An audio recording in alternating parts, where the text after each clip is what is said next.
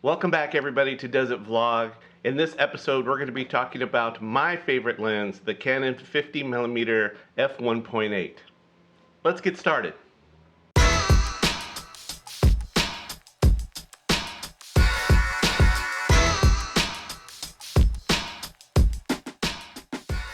Welcome back to Does It Vlog, and in this series what we cover are gear and tips and tricks and technology that can help someone start a YouTube vlog or channel on a budget, just getting started, and things that they can use to accomplish that goal.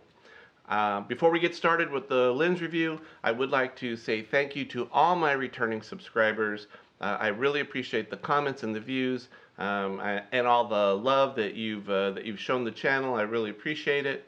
And if you're new, please don't forget, like and subscribe. You'll just go ahead and click below. And I would really appreciate that as well. But let's get started with the review.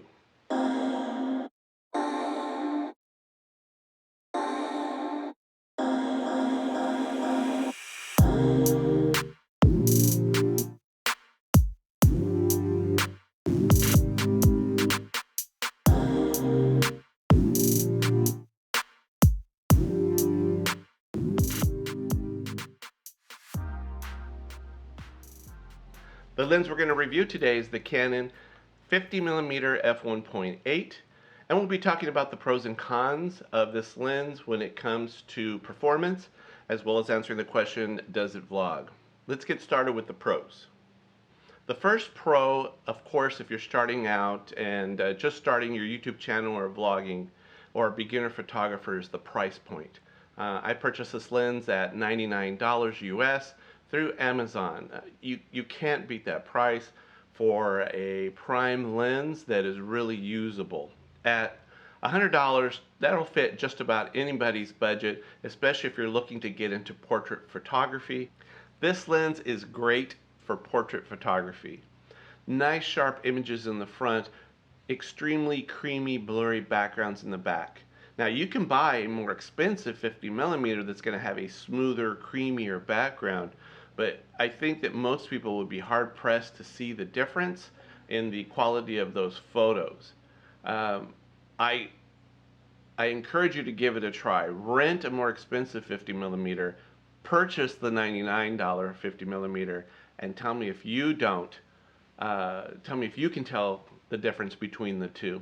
I've seen the comparison photos, and there are some differences in the two, but in a lot of instances, I think that you can overcome that in Lightroom or Photoshop and really make some quality photos with this $100 lens. Let me provide you with here's some portrait photography that I did, so that you can see some examples of what this camera can do for you. Silent treatment in your cup, baby, we don't need to talk. Sorry if I'm making this hard. Now I'm just wondering where we are.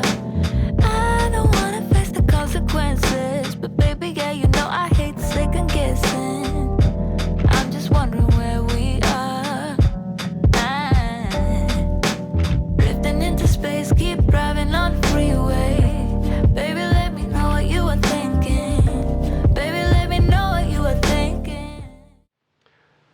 The second pro in purchasing this lens is that the build quality of the lens is actually really good for the $100 to $130 that you would spend. That inexpensive price point usually delivers a completely plastic body on most of the lenses that you can buy, those discounted lenses. Canon was nice enough to throw on a metal connective ring on the back of the body. Just gives you a better connectivity and it makes the lens more secure on your camera.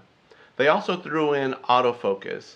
Autofocus would be another pro in purchasing this lens. Having autofocus does help when you're shooting video, when you're out taking photos, and doing portraiture. Of course, any lens you have, you would want to have two things. You'd want to have autofocus, and you'd want to have in-body image stabilization. Now, one of the major reasons why I like this lens is because it is so small and compact.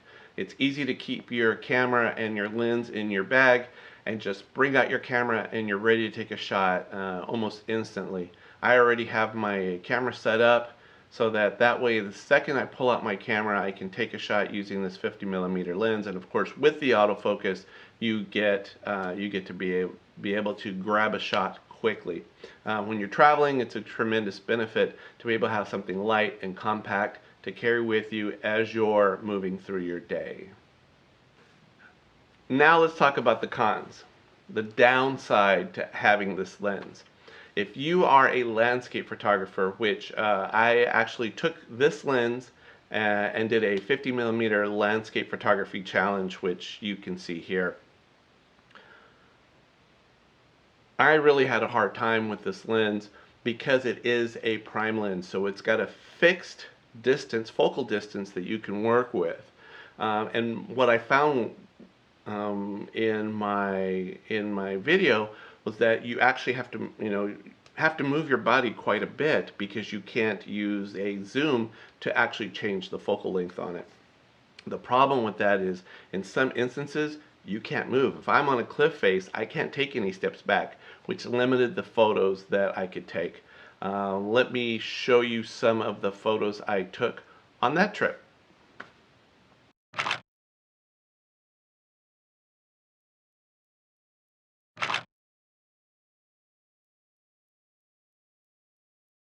As you can see, the photos came out pretty well, but I did struggle with that. So landscape photography, I would think you would want either a wide angle lens like a 10 to 18 or something that you could actually zoom and adjust the width of the photos.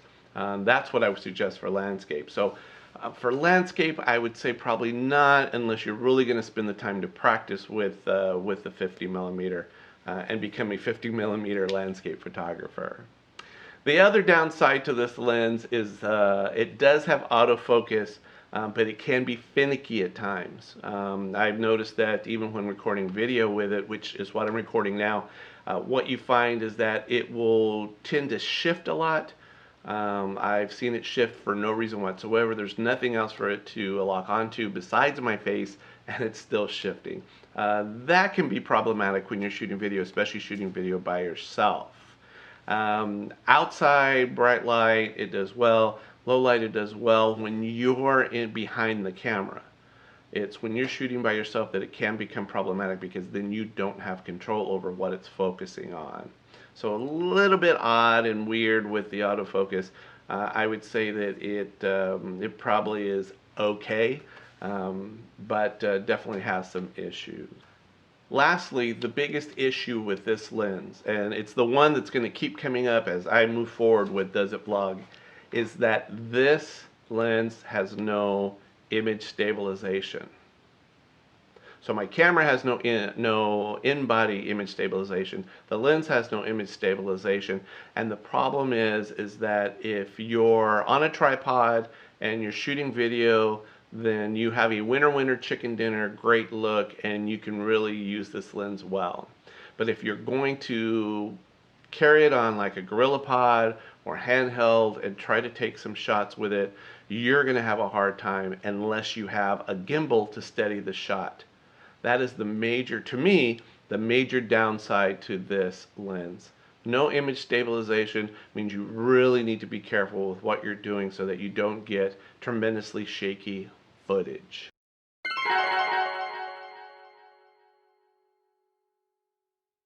So I've decided that moving forward on Does It Vlog, I want to institute a rating system to make it a little more fair for the things that I'm reviewing or talking about and answering the question, Does it vlog? It's too difficult to say a complete yes or a complete no, and it's really unfair to the gear and the technology that I'll be talking about.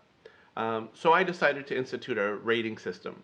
And since we're talking about vlogging, I decided to make it about the rating system about the #1 vlogger that I could think of, the most popular vlogger that I can think of. So to me, that would be Casey Neistat. And if you don't know who Casey Neistat is, I don't know what planet that you've been living on. I'll link one of his videos here. He is very popular, very well known. to me, one of the best vloggers that I've ever seen. So as we're moving forward and looking to rate things on Does It Vlog, I've decided to give everything a rating of 1 through 5 Casey's. Everything will have a rating between 1 and 5 Casey's, 5 being the best vlogging gear and technology, 1 being the worst as far as usability for vlogging, since that's specifically what we're looking at is does it vlog. So taking everything into consideration, the ability for blurry background, the lower f-stop so you can get really good low light shots, its autofocus issues and capabilities, but ultimately what really made me rate this was its lack of image stabilization, which means you would have to purchase additional gear. You'd have to purchase a gimbal in order to really make this a great vlogging lens at a great price. So I'm going to give the Canon 50mm f1.8 a rating of 2 Casey's. Now, if I was rating this camera for photography, which again I've used for portrait photography, I would probably rate it way higher for photography. So don't dismiss this lens. I highly recommend investing the $100 to $130 US that you would spend getting this lens. It is a tremendous lens. It is something that you'll enjoy. I love this lens. It's in my kit. I carry it with me every day that I take my camera out. I shoot a lot of photos with it. But when it comes to actually vlogging, the lack of the image stabilization was really where I had to mark this lens down. That's it. That's the end of the video. That's my review of the Canon 50mm f1.8. That's also my new rating system in Casey's. Let me know what you think in the comments below. Don't forget to like and subscribe. Stay tuned to my channel. I believe the next video will be an Explore California video, and I hope you enjoyed the show.